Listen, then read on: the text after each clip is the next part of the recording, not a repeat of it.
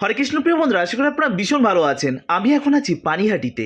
হাতে গোনা আর মাত্র কটা দিন 2026 চিরাদধি মহা উৎসব শুরু হতে চলেছে। প্রিয় বন্ধুরা, তার সময়সূচি এবং প্রোগ্রাম লিস্ট কী আছে এই ভিডিওর মধ্যে আমি তুলে ধরার চেষ্টা করেছি। আমরা যারা ইস্কনের ভক্ত এবং গৌড়ীয় বৈষ্ণব, আমাদের কাছে এই পানিহাটি চিরাদধি উৎসব কিন্তু অত্যন্ত গুরুত্বপূর্ণ একটি উৎসব। তার জন্য ভারতবর্ষের বিভিন্ন প্রান্ত থেকে অনেক ভক্ত ছুটে আসেন। এটা হচ্ছে সেই ইস্কন মন্দির, পানিহাটি ইস্কন মন্দির। গঙ্গার তীরে মনোরম পরিবেশে সুন্দর জায়গায় এই মন্দিরটি গড়ে উঠেছে। প্রভুপাদের খুব প্রিয় এই মন্দিরটি ছিল। প্রিয় বন্ধুরা, এখানে গৌরনীতায় সেবিত হয় এবং রয়েছে মা জগদ্ধাত্রী। প্রিয় বন্ধুরা, গঙ্গার তীরে এই মন্দিরটি আমাদের প্রত্যেকেরই কিন্তু ভীষণ প্রিয়। প্রিয় বন্ধুরা, আজ আপনাদের জানাবো এই পানিহাটি চিরাদধি উৎসব ইস্কন মন্দির যে এক সপ্তাহ ধরে যে প্রোগ্রামটা চলে থাকে তার সময়সূচি কী আছে, কবে কি প্রোগ্রাম আছে। আপনারা যারা দূর দূরান্ত থেকে আসবেন সেই সময়সূচি জেনে যদি আসেন তাহলে হয়তো আপনাদের ভীষণ উপকার হবে। আজকের ভিডিওটি ভীষণ হেল্পফুল হতে চলেছে। ভিডিওটি একদম স্কিপ করবেন না, সম্পূর্ণ শেষ পর্যন্ত মনোযোগ সহকারে দর্শন করুন। আশা করি আপনাদের ভীষণ ভালো লাগবে। আর ভিডিওর মধ্যে অবশ্যই বলে যাবেন ভিডিওটি আপনি কোন স্থান থেকে দেখছেন। প্রিয় বন্ধুরা, তাহলে চলুন জেনে নেওয়া যাক এই পানিহাটি চিরাদধি উৎসব আমাদের ইস্কন মন্দিরে কতদিন ধরে চলবে এবং এই অনুষ্ঠানের শুভ সূচনা কবে থেকে হচ্ছে। প্রিয় বন্ধুরা, মনে রাখবেন 24শে জুন মানে নেক্সট মান্থ থেকেই কিন্তু শুরু হয়ে যাবে পানিহাটি চিরাদধি মহা উৎসব আমাদের ইস্কন মন্দিরে। সেই 24শে জুন বুধবার শুরু হচ্ছে গঙ্গা সাফারি। এই গঙ্গা সাফারিতে আপনি যদি অংশগ্রহণ করতে চান তাহলে অবশ্যই আপনাকে পানিহাটি ইস্কন মন্দিরে এসে বুকিং করতে হবে। প্রিয় বন্ধুরা, এই 24শে জুন গঙ্গা সাফারির পর 25শে জুন বৃহস্পতিবার হবে ফুড ফেস্টিভ্যাল এবং 26শে জুন 2026 শুক্রবার পাণ্ডবা নির্জলা একাদশী, সেদিন হবে শ্রবণ উৎসব, যেখানে উপস্থিত থাকবেন আমাদের ইস্কনের অনেক হায়ার অথরিটি, অনেক গুরু মহারাজ এবং সন্ন্যাসীবর্গদের মুখ থেকে এই পানিহাটি এখানকার যে লীলা কথা এবং চৈতন্য মহাপ্রভু চৈতন্য চরিতামৃত থেকে শুরু করে আরও অনেক কিছু আপনারা কিন্তু জানতে পারবেন। তার জন্যই উৎসবটির নাম দেওয়া হয়েছে শ্রবণ উৎসব। আর 27শে জুন 2026 শনিবার চিরাদধি মহা উৎসব।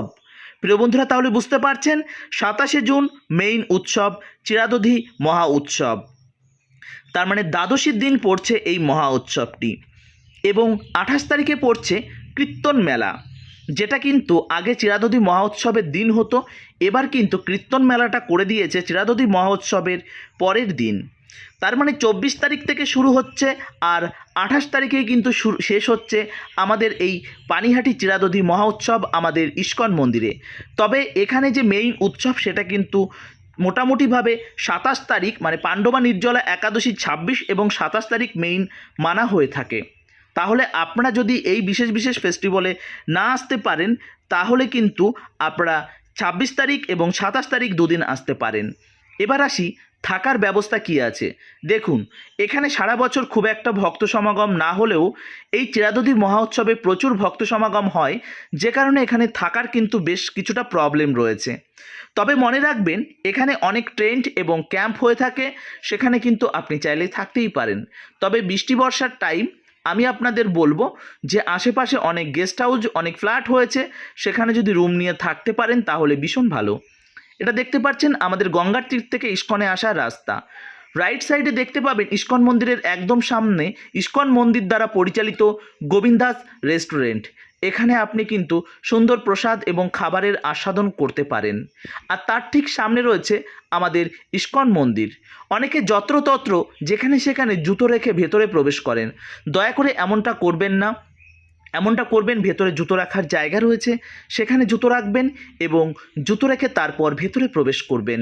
প্রিয় বন্ধুরা, দেখতেই পাচ্ছেন এটা হচ্ছে সেই গোবিন্দাস রেস্টুরেন্ট আর তার ঠিক সামনে এখন আমরা আছি। আর আমরা এখন ভেতরে প্রবেশ করব। ভেতরে হচ্ছে আনন্দ উৎসব। কেন বলুন তো?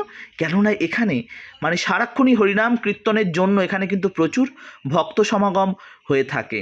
গোবিন্দাস রেস্টুরেন্টে তারপর আমরা ঢুকবো এবং এখান থেকে আমাদের কিছু খাবার খেয়ে আমরা তারপর আবার ফিরব। প্রিয় বন্ধুরা, দেখতেই পাচ্ছেন ইস্কন মন্দির সত্যি পানিহাটির যেন একটা আলাদা অক্সিজেন দিয়েছে। যাই হোক, আমরা এখন ভেতরে প্রবেশ করছি। দুদিকে অনেক গিফট শপ রয়েছে, আপনারা চাইলে সেগুলো কিনতেই পারেন। সর্বপ্রথম আমরা ভগবানকে দর্শন করব।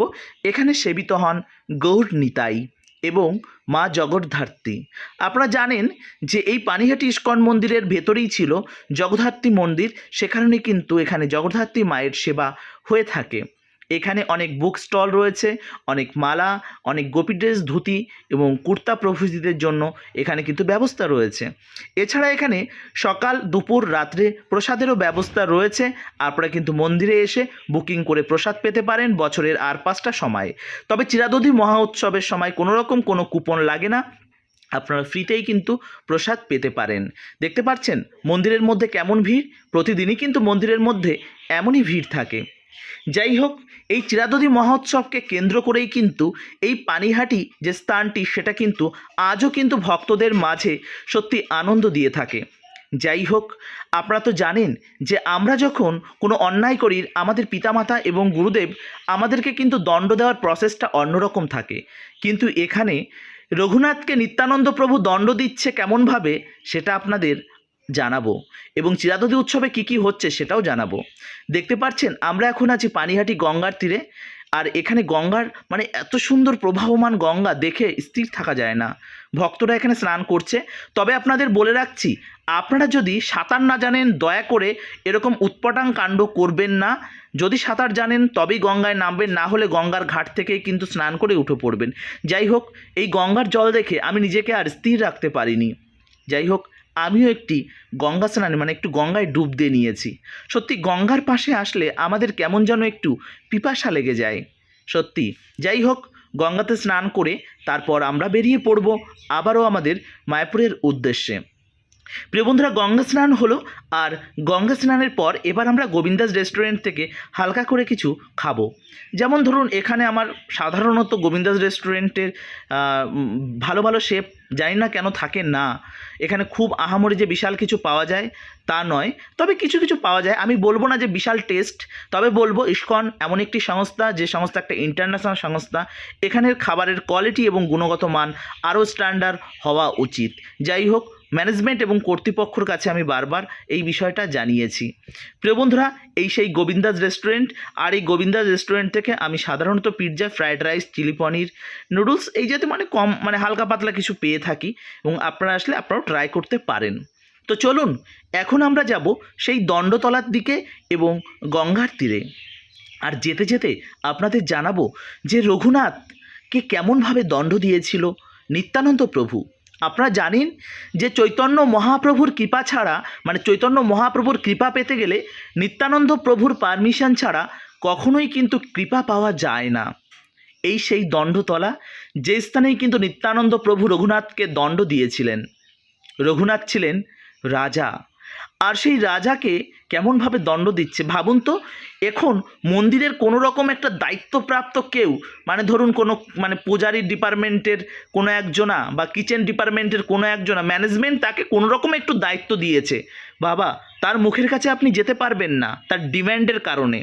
আর এখানে নিত্যানন্দ প্রভু রঘুনাথকে রাজাকে দণ্ড দিচ্ছে কেমনভাবে দেখুন। রঘুনাথ অন্যায় করেছিল। যখন নিত্যানন্দ প্রভুর কৃপা মানে নিত্যানন্দ প্রভুর পারমিশন ছাড়া চৈতন্য মহাপ্রভুর সঙ্গে দেখা করতে এবং সান্নিধ্য পাওয়ার জন্য গেছিল, ঠিক তখন চৈতন্য মহাপ্রভুর কৃপা কিন্তু সে পায়নি। তখন নিত্যানন্দ প্রভু সেই বিষয়টা জেনে রঘুনাথকে ডাক করিয়েছিল এবং রঘুনাথকে দণ্ড দিয়েছিল। তখন এই রঘুনাথ বলেছিল, হে নিত্যানন্দ প্রভু, আমি বুঝতে পারিনি, তো আপনি আমায় যে দণ্ড দেবেন আমি সেই দণ্ডই মাথা পেতে গ্রহণ করব। আর আজকাল মন্দিরের মধ্যে কেউ কোনো অন্যায় করলে সেটা তো স্বীকার করা তো দূরস্থান। আপনি কে আমি জানেন?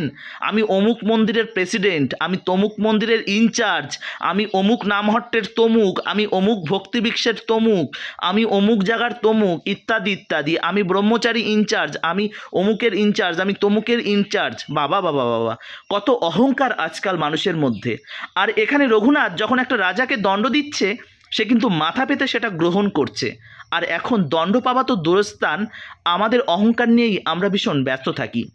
যাই হোক, পানিহাটি এই গঙ্গার তীরের এই ঘাটটা প্রত্যেকের বিকেলের যে সুন্দর মনোরম পরিবেশে আপনাদের ভীষণ ভালো লাগবে।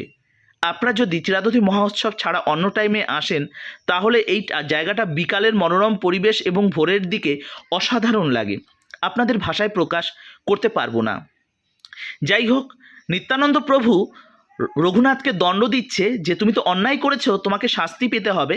কি শাস্তি পেতে হবে? না, তোমাকে শাস্তি পেতে হবে এখানে যত ভক্ত আছে প্রত্যেক ভক্তকে তোমাকে চিরা দধি, কলা, আম, কাঁঠাল, সন্দেশ ইত্যাদি দিয়ে মেখে খাওয়াতে হবে। এর পিছনে দুটো তিনটে কারণ রয়েছে।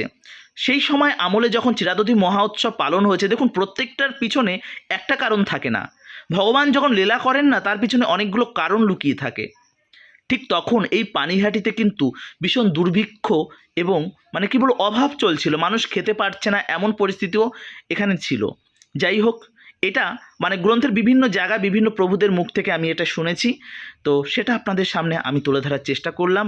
এখানে আমার নিজস্ব মত বা নিজস্ব কোনো বক্তব্য নেই, তার জন্য বিভ্রান্ত হবার কোনো কারণ নেই। প্রিয় বন্ধুরা, তাহলে এবছর আপনারা কারা কারা আসছেন চিরাদধি মহা উৎসবে অবশ্যই জানাবেন। আর ভিডিওটি কেমন লেগেছে অবশ্যই কমেন্ট করে জানাবেন। আর আপনি কোন স্থান থেকে দেখছেন এখনও কিন্তু কমেন্ট করে জানাননি। ভিডিওটি যখন শেষ পর্যন্ত দেখেই ফেলেছেন, চ্যানেলটি একটু সাবস্ক্রাইব করে যাবেন। ধর্মীয় স্থান এবং সনাতন ধর্মের প্রত্যেকটা ফেস্টিভ্যালই কিন্তু আপনাদের সকলের প্রিয় মায়াপুর ব্লগ আপনাদের সামনে তুলে ধরার চেষ্টা করে। আমি চাই আপনারা যারা বাড়ি থেকে আসতে পারেন না, আপনারা বাড়িতে বসে সুন্দরভাবে দর্শন করুন। যাই হোক, আজকের মতন এই পর্যন্তই। পরবর্তী আপডেটের জন্য অবশ্যই অপেক্ষা করুন, খুব সুন্দর সুন্দর আপডেট আসতে চলেছে। হরে কৃষ্ণা, জয় শিলা প্রভুপাদ, জয় নিতাই, জয় রঘুনাথ পণ্ডিত কি, পানিহারি ধাম কি জয়।